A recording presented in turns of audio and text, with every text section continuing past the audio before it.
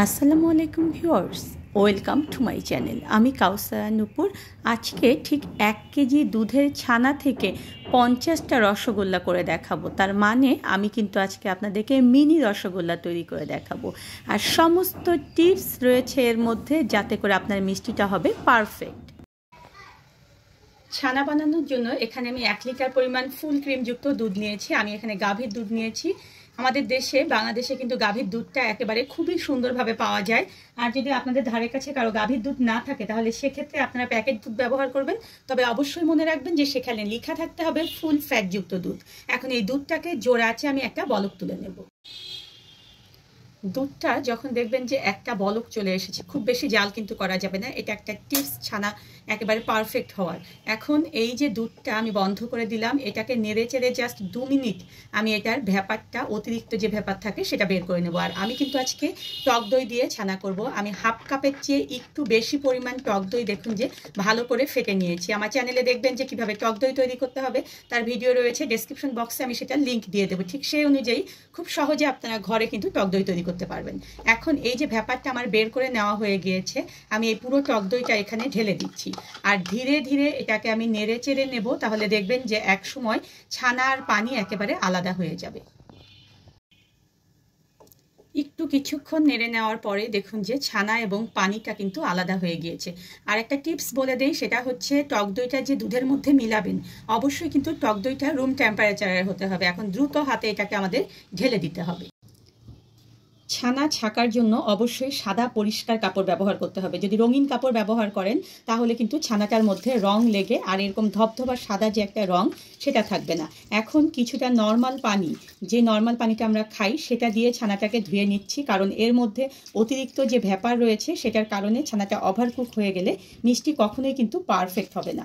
ভালো মতো দেখুন যে ধুয়ে নেওয়ার পরে ঠিক এইভাবে করে চারপাশ থেকে কাপড়টাকে আমরা একখানে করে নেব। নিয়ে হাত দিয়ে দেখুন যে এভাবে হালকা হাতে 3 থেকে 4 বার এভাবে বাড়তি যে পানিটা রয়েছে সেটাকে বের করে নেব। খুব বেশি জোরে যদি চাপ দেই তাহলে কিন্তু ছানার মধ্যে যে একটা ফ্যাট থাকে সেই ফ্যাটটা বের হয়ে যাবে। এখন এটাকে আমি ঝুলিয়ে রাখবো 1 থেকে 1.5 ঘন্টার জন্য। ফিরে এলাম 1 ঘন্টা পরে। দেখুন যে আমার ছানাটা কতটা পারফেক্ট হয়েছে। আর সবসময় মনে রাখবেন যে ছানা কিন্তু খুব বেশি ড্রাই হওয়া যাবে না, আবার খুব বেশি প্যাচপেচে ভাবও কিন্তু এখানে থাকা যাবে না। দেখুন ছানাটা এভাবে যখন আপনারা নেবেন তখন দেখবেন যে হাতের মধ্যে খুব সুন্দরভাবে এটা একদম মিহি হয়ে যাচ্ছে, কিন্তু খুব বেশি কিন্তু পানি পানি ভাব এখানে নেই, আবার খুব বেশি ড্রাইও নেই যে একেবারে ঝুরঝুরে হয়ে পড়ে যাচ্ছে। এখন আমি 4 থেকে 5 মিনিট এই ছানাটাকে ঠিক একটু মথে নিয়ে একেবারে স্মুথ করে নেব। সেক্ষেত্রে আপনারা হাতের একবার দেখুন যে এভাবে করে নেবেন, আবার মাঝে মাঝে দেখা যায় যে ছানাটাকে হাত দিয়ে এভাবে করে নেবেন। তাহলে দেখবেন যে আপনার ছানার মধ্যে যে বাড়তি একটা চর্বি থাকে, যে ফ্যাটটা থাকে, সেটা বের হয়ে যাবে না। 5 মিনিট মথে নেওয়ার পরে দেখুন যে আমার ছানাটা কতটা দেখুন যে স্মুথ হয়েছে। এখন এই ছানাটার মধ্যে আমার আর একটা ইনগ্রিডিয়েন্টস মিলাতে হবে, আর সেটা হচ্ছে 1 টেবিল চামচ পরিমাণ ময়দা আমি এখানে ব্যবহার করলাম। কেউ যদি ময়দা দিতে না চান তবে সেক্ষেত্রে আপনারা এখানে কর্নফ্লাওয়ার ইউজ করবেন। আর আপনার দুধে যদি ফ্যাট কম থাকে তাহলে এক্ষেত্রে অবশ্যই এখানে একটু ঘি বা তেল ব্যবহার করবেন। তবে আমার দুধটা যেহেতু ফুল ফ্যাটযুক্ত দুধ ছিল তাই আমি এখানে কোনো রকম ঘি বা তেল ব্যবহার করছি না। এখন এটাকে আমি আবার 2 থেকে 3 মিনিট মথে নেব। একেবারে স্মুথ করে দেখুন যে আমি ছানাটাকে মথে নিয়েছি। এখন ছানা মথা পারফেক্ট হয়েছে কিনা সেটা কিভাবে বুঝবেন? যেহেতু মিনি রসগোল্লা বানাবো তাই খুব অল্প পরিমাণে ডোটাকে নিয়ে হাতের মধ্যে প্রথমে এভাবে চেপে দিতে হবে, দিয়ে এটাকে একটা গোলাকার শেপে তৈরি করতে হবে। তবে অবশ্যই মনে রাখবেন যে রসগোল্লা কিন্তু আমরা বানানোর পরে যখন শিরায় দেই এটা কিন্তু অনেকটা বড় হয়ে যায়, তাই অবশ্যই কিন্তু এগুলোকে একটু ছোট করে বানাতে হবে। দেখুন কোনো রকম কিন্তু ক্রাক নেই আমার এই রসগোল্লার মধ্যে, ঠিক এরকম ক্রাক ছাড়া তৈরি করতে হবে। আর সবগুলো রসগোল্লা যদি আপনি এক সাইজ করতে চান তাহলে ডোটাকে আগে সমান সাইজে করে তারপরে আপনারা সেটাকে দিয়ে গোল করে রসগোল্লা বানাবেন।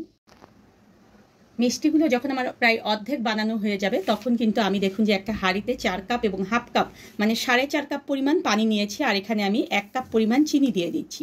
এখন এটাকে আমি মাঝারি আঁচে দিয়ে দেব যাতে করে এটা গরম হয়, আর সেই সময়ের মধ্যে আমার বাকি যে অর্ধেক মিষ্টি বানানো রয়েছে সেটা যেন আমার বানানো হয়ে যায়। আমার সবগুলো মিষ্টি দেখুন যে বানানো হয়ে গিয়েছে। আমি মোট 50টা মিষ্টি বানালাম 1 কেজি দুধের ছানা থেকে।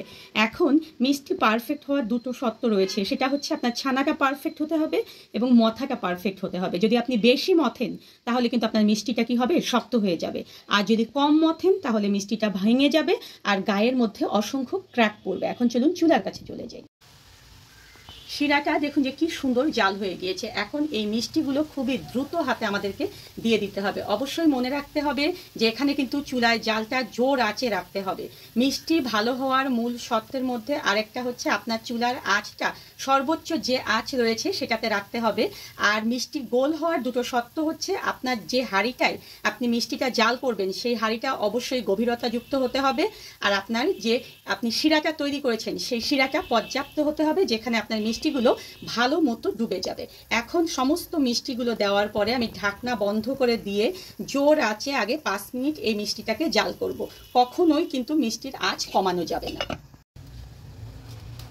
5 মিনিট দেখুন যে জোর আছে আমি মিষ্টিটাকে জাল করে নিয়েছি। আর একটু আমি আপনাদেরকে হালকা করে জালটাকে কমিয়ে দিয়ে তারপরে দেখাচ্ছি যে মিষ্টিটা আসলে কতটা বড় হয়েছে। দেখুন মিষ্টিগুলো ঠিক যে সাইজ ছিল তার চেয়ে অনেক অনেক বেশি বড় হয়েছে। আর আপনার শিরা যদি অনেক বেশি পরিমাণে থাকে তাহলে কিন্তু আপনার মিষ্টিটাকে আর কোনো রকম নাড়াচাড়া করতে হবে না। এখন এরকম জোর আছে, এগুলোকে আরও 10 মিনিট আমি জাল করব। 10 মিনিট একদম হয়ে গিয়েছে। এখন চুলাটাকে বন্ধ করে দিচ্ছি। আর দেখুন যে মিষ্টিগুলো আমার কিন্তু একদম হয়ে গিয়েছে। এখন এই ঢাকনাটা এই অবস্থায় ঢেকে আমি এটাকে 3 থেকে 4 ঘন্টার জন্য ঠান্ডা করে তারপর ফিরে আসব। ঠান্ডা হওয়ার পরে দেখুন যে মিষ্টিগুলো কতটা সুন্দর হয়ে গিয়েছে। এগুলো এত সুন্দর হয়েছে এবং এত পারফেক্ট হয়েছে যে আমি আপনাদেরকে দেখাচ্ছি। মিষ্টিগুলো দেখুন যে একদম ধরে এভাবে যখন চিপবেন তখন দেখুন যে একদম রস বের হচ্ছে। আর দেখুন যে এগুলো কিন্তু একদম চুপসে গেল। আবার যখন এগুলোকে আমরা দেখুন যে শিরায় ভিজিয়ে নেব তখন দেখবেন যে মিষ্টিগুলো আবার একেবারে পারফেক্ট অবস্থানে চলে আসছে।